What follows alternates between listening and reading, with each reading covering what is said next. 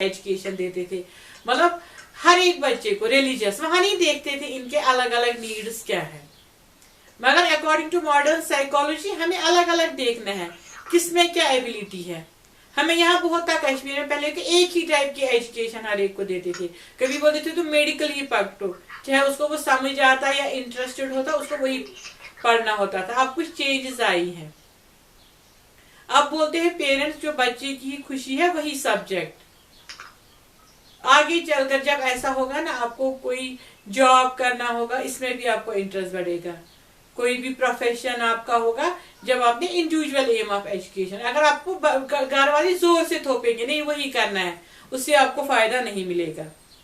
तीसरा है influence of प्रोग्रेसिविस्ट्स। प्रोग्रेसिविस्ट्स वो लोग हैं, ये आपको समझना है, जिन्होंने दुनिया को प्रोग्रेस कराई। आम लोगों से दुनिया में कोई प्रोग्रेस नहीं हुई है। अगर आप हिस्ट्री पढ़ोगे ना, आप वहां देखोगे लॉट ऑफ पीपल जिन्होंने दुनिया को प्रोग्रेस कराया, जिन्होंने दुनिया को प्रोग्रेस कराया। मतलब बहुत सारे साइंटिस्ट। अपने माइक्रोफोन जरा बंद करो बेटा, अपने माइक्रोफोन्स। जिन्होंने दुनिया को प्रोग्रेस कराया। देखो आपको मैं आसान एग्जांपल दूंगी। इस वक्त हम लाइट में बैठे हैं, तो एडिसन ने अगर ये लाइट नहीं बनाई होती हम अंधेरे में बैठे होते, है ना। इस वक्त हम अंधेरे में होते। अगर राइट ब्रदर्स ने एरोप्लेन ही बनाया होता हम सफर करते रहते 3-4 साल तक, जब दूसरी सिटी में पहुंच जाते। मतलब ऐसी बड़ी बड़ी चीजें, वैक्सीन बनी है, पेंसिलिन बनाया अलेक्जेंडर फ्लेमिंग ने, या रेबीज के खिलाफ जो वैक्सीन बनाई, सब कुछ, स्मॉल पॉक्स खत्म किया, है ना। इतनी सारी इन्वेंशन हुई, डिस्कवरीज हुई, जो आज तमाम वर्ल्ड में हर वक्त ये बड़े बड़े लोगों ने किया। सोशल रिफॉर्मर्स थे बड़े बड़े। अगर हम बात करेंगे बड़े बड़े पोइट्स थे, अगर हम बात करेंगे अल्लामा इकबाल की, मिर्जा गालिब की, मीर तकी मीर, बड़े बड़े पोइट या सोशल रिफॉर्मर्स थे। महात्मा गांधी, सर सैयद, या अगर हम बात करेंगे जाकिर हुसैन, उन्होंने बहुत ही चेंज लाई सोसाइटी में। अगर ये बड़े बड़े लोग नहीं होते जिन्होंने प्रोग्रेस कराई सोसाइटी में, तो वर्ल्ड वहां का वहां ही रह जाता। इसका मतलब है अगर इन लोगों में कुछ अलग अलग एबिलिटीज थी, क्या थी? अलग अलग एबिलिटीज, स्पेशल एबिलिटीज। तो इसीलिए एजुकेशन होनी चाहिए डिफरेंट। एजुकेशन एक ही तरह की नहीं होनी चाहिए, इसलिए होनी चाहिए एजुकेशन का एम होना चाहिए इंडिविजुअल एम ऑफ एजुकेशन। इधर हम एक ही टाइप की एजुकेशन हर एक को नहीं दे सकते हैं। अगर हम देखेंगे फिर अगला पॉइंट है इन्फ्लुएंस ऑफ स्पिरिचुअलिस्ट्स। आपकी एजुकेशन सब्जेक्ट में ज्यादा स्पिरिचुअलिज्म आता है, जहां मैं आपको पढ़ाती हूँ। It is connection of soul towards God, है ना। ये है highest form of religious and moral values, जब हम सेल्फ रियलाइजेशन की बात करते हैं। अगर ये बात है स्पिरिचुअलिज्म की, ये भी है personal connection from a person towards God. इसमें सोसाइटी नहीं आती है। इसमें भी जरूरी है कि इंडिविजुअल एम ही होना चाहिए। अगर हम इंडिविजुअली जाएंगे तब हम खुदा तक पहुंच सकते हैं। डेमोक्रेटिक आइडियल्स भी यही बोलते हैं। डेमोक्रेसी भी बोलती है कि democracy stresses the freedom of individual. Democratic state should provide facilities for all individuals to develop in any direction। मतलब education must not only seek to produce wealth. वो बोलते हैं अलग अलग इंडिविजुअल्स को हमें डेवलप करना है। ये है individual aim of education. Individual aim में आपको याद रखना है, इंडिविजुअल में सबसे ज्यादा इंपॉर्टेंस है इंडिविजुअल को। अब आपको इसका अपोजिट पढ़ना है, सोशल एम ऑफ एजुकेशन। इन दोनों को आप जो आपका नोट है उस पर भी आप फिर पढ़ रहे हैं, किताब है व्हाटएवर, उसमें आप देखना क्या है इंडिविजुअल एम और सोशल एम। अब मैं आपको बोलूंगी what is social aim of education. The social aim of education is quite opposite to individual aim. The supporters of this aim believe that society is considered to be more important than individual. They are of the view that man is a social animal, he develops only in society. इसमें social aim में बोलते हैं इंसान एक social animal है, society ही बड़ी है, वो सोसाइटी को इंपॉर्टेंस देते हैं। वो बोलते हैं सोसाइटी है मोर इम्पोर्टेंट देन इंडिविजुअल। एक अलग इंसान कोई प्रोग्रेस नहीं कर सकता है अगर उसके सामने सोसाइटी नहीं है। दुनिया में इतनी प्रोग्रेस हुई है क्योंकि सोसाइटी में कंपटीशन है। सोसाइटी में हम एक दूसरे से मतलब हम डेवलप करने की कोशिश करते हैं। आप सोचो अगर आप अलग कहीं रहते दूर किसी गार में सोसाइटी के बगैर तो कोई प्रोग्रेस नहीं होती। न तो कपड़े अच्छे पहनने की जरूरत थी, न अच्छे मार्क्स लाने की जरूरत थी, न कोई देखने वाला ही था। सोशल एम कहती है कि society is head of the, मतलब उसकी सबऑर्डिनेट है इंडिविजुअल्स।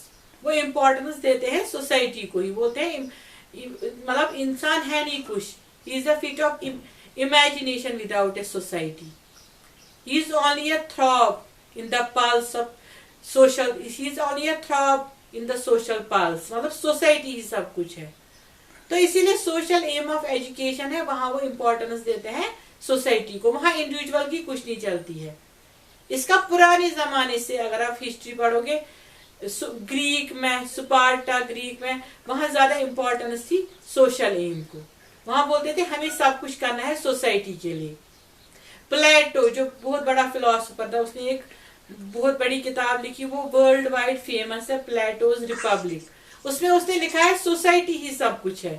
उसने वहां से एक कॉन्सेप्ट दिया था, सोसाइटी में किसको बनना है, सोल्जर, किसको बनना है पॉलिटिशियन, किसको बनना है वॉरियर, किसको बनना है स्कैवेंजर। उसने बोला था इंसान बने हैं डिफरेंट मेटल्स के, गोल्ड, सिल्वर, ब्रोंज के, और उनको अलग अलग सेक्टर्स में काम करना है सोसाइटी के, तब सोसाइटी चलेगी। सोशल एम में ये नहीं है कि आपको बोलेंगे जो मर्जी है वो करो, नहीं।